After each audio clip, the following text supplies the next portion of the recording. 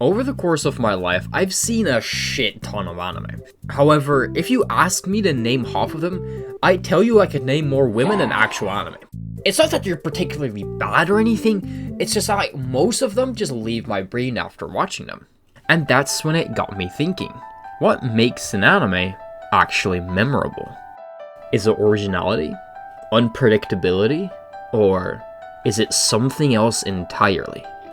Because every once in a while, it feels like it's gonna become just that. The story starts off with a young girl named Alicia. We see that she's the daughter of the LeBron James of adventurers, and we get explained that the heroes will try to kill the big bad guys for the sake of exploration and freedom.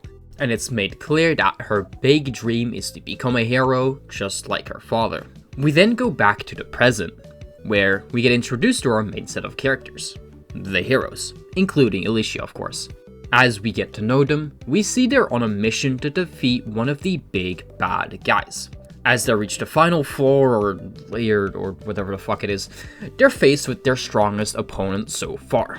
And interestingly, we, the viewers, have also been able to hear this creature's thoughts. Despite that, the Fearless Heroes party gives a little motivational speech, and then oh my god, he just fucking slammed them out. Yo, chill! Yo, hello, wait, our MC, wait, oh wait, our main character is still alive. What, hello, even our main character? Nobody survived. None of our comrades, not even the generic looking potential male main character, and not even our actual main character. The only one who survived was him. Clevatess. During this battle and the moments after, Clevatess is ranting on about his confusion with the human species. What even happened in the past 1,000 or so years when he was gone? How are they even able to put a scratch on him? And why are they here in the first place, attacking his land? To figure that out, he smoothly and peacefully makes his way to the king, who then tells him that a big bad guy like him would never understand humans anyways. He didn't like that, so he moved on, thinking of just killing the entire species as a whole. While he's pondering about that idea, a guy on the verge of death calls out to him to save their baby. They argue for a little about like humans and shit, they then finally come to the conclusion that he will take care of this complete newborn. Curiosity got the best of him. I mean, can he, a creature that's lived for thousands of years, truly understand what normal human life is like? Do all of them really care about attacking and threatening his land? Is it only a select few? And yet again, why were they attacking his land in the first place? Okay, let's pause for a second. We start off with a main character bait, kinda like how Goblin Slayer or even Incompetent Nana does it, so it's already quite a rare find. However, the thing that kind of piqued my interest the most about this anime is the actual main character itself, Clevatess. He's a morally great character with nearly all the power in the world. He's like cold, but he's also pretty curious. There's an air of uncertainty or just tension when he's on the screen. Will he just kill you if you're in his way? Will he save you for some weird ambiguous reason? Couldn't tell you. But what I can say is that this guy is unpredictable. He feels original, and he feels like something else. Anyways, he's taking care of this kid now, and since he doesn't really know what to do, and only really understands that this kid needs milk, he revives the only somewhat competent one out of the bunch that he killed, Alicia. And from this point on, they kind of had this like pretty comical master and servant kind of dynamic. After some rather interesting interactions, we learned that the baby he saved was actually the now only one alive from the royal bloodline. Meaning that this thing is going to become the next king, and this is like really important for plot reasons, but I won't really get into it now. Realizing that, Clevatess finally gets his hopes up, dreaming of being the person who rules the world from the shadows. Not only being able to see what human life is like from such a high position, but potentially also being able to influence the other humans to never attack his land again. Alicia, realizing that Clevatess literally doesn't give a fuck about anything other than this baby, concludes that if that thing actually gets killed, it's over. Not just for the killers, but for humanity as a whole.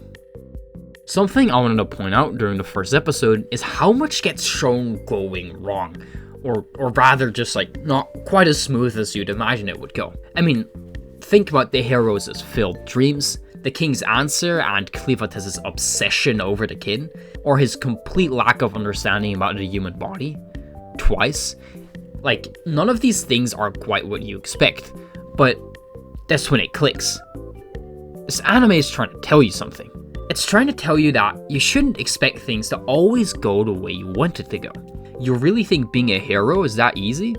You really think your biggest enemy will spill their plans? Fuck no. This is life, so deal with it. It's chaotic, it's unpredictable, and most importantly, it's different. Look, I'll be honest, for the next 10 episodes or so, nothing of massive relevance happens. There's only like 2 or 3 important things that we get to know. Firstly, the whole image of unpredictability that I just talked about only gets reinforced as the story goes on.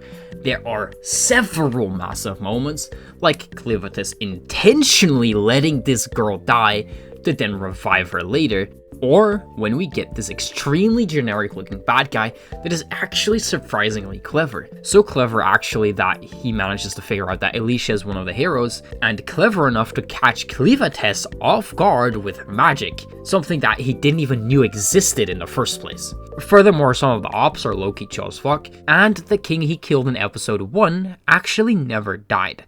And he's now become the headless king because this thing called the Forge seems to be controlling him. Actually, I kind of forgot to mention this, but like the whole Forge thingy is like giga important to the plot. There's an entire war going on because of this Forge, actually.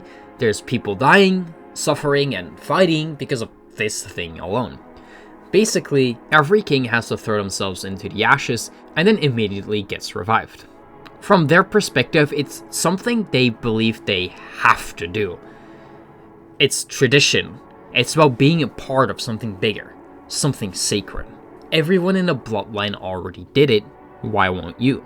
These are the sort of thoughts that convince the entirety of the royal bloodline and the empire to keep jumping in this magical force that doesn't even really do anything other than convince you to get the next person in line to do the exact same thing. It's pointless, meaningless, and complete bullshit. And again, there's an entire war going on just for this thing. Matter of fact, Alicia's currently out there risking her own life, fighting with the one who killed her father. Not just for her nation, but for revenge. Revenge on a man who took away her father in front of her own 2 eyes. Throughout the entire story, it's become very clear that despite her original intentions as a hero never being about revenge and whatever, over the course of the story, that changes. On top of that, it's become really apparent that she wants to be seen as a real hero. Despite failing to kill Clevatess and therefore failing the expectations of the nation and possibly also her father as a whole, she still wants to prove herself to be a hero. She's openly stated how happy she was to actually help a person out for once in her life, and she seems to be genuinely motivated by simple morals and a good heart to save and help those who need it. And with each episode, this image about hope and change becomes clearer and clearer. So, despite all of that build-up about hope and wanting to be a hero and saving people and yada yada yada, Clevatess is the one who'll decide her fate, since he's the one at the actual forge, mere seconds away from figuring out how this war started in the first place. He's both the judge and the experiment. Even if the war was meaningless, will he choose to do nothing for the plot, giving us some generic message about how you should be hopeful and change for the better or some shit like that? Or is he gonna be something bold? Is he gonna be the daring? Is he gonna be the exception, the unexpected, the original, the memorable?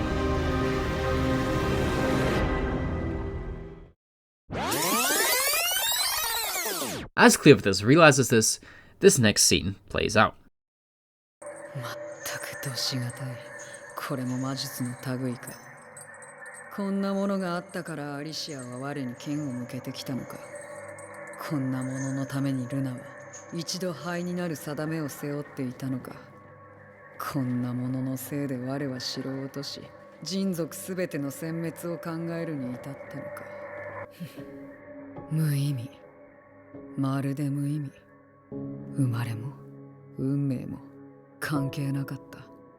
そもそもが無意味。世界は灰色だ。我はなぜこんな猿の子を連れ歩いているのか。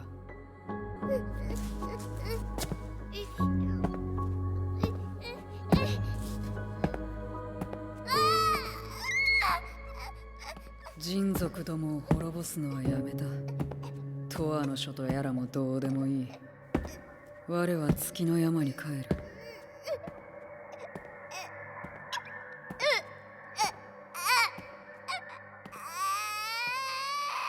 少しは何かが変わると。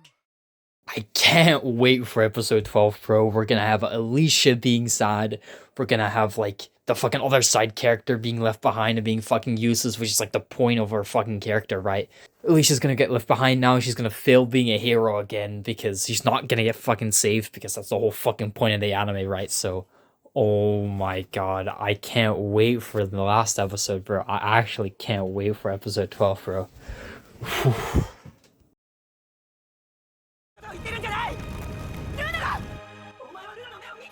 Oh, hell no, man. What the fuck, man?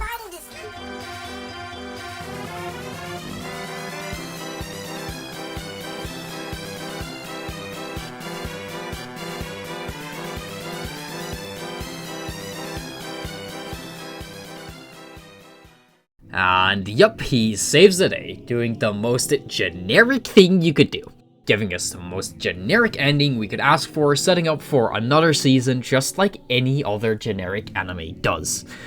The genius of this anime was its boldness, its daringness to call out how cruel, unpredictable, and uncontrollable most situations in life are. The message that gets spread throughout the show is that it's different. It's not like the others. So, once the final 2 episodes roll around, you expect the unexpected. However, the true irony in all of this was because we, or maybe just I, as a viewer, was expecting, hoping, or rather dreaming of this anime having such a bold and unexpected ending.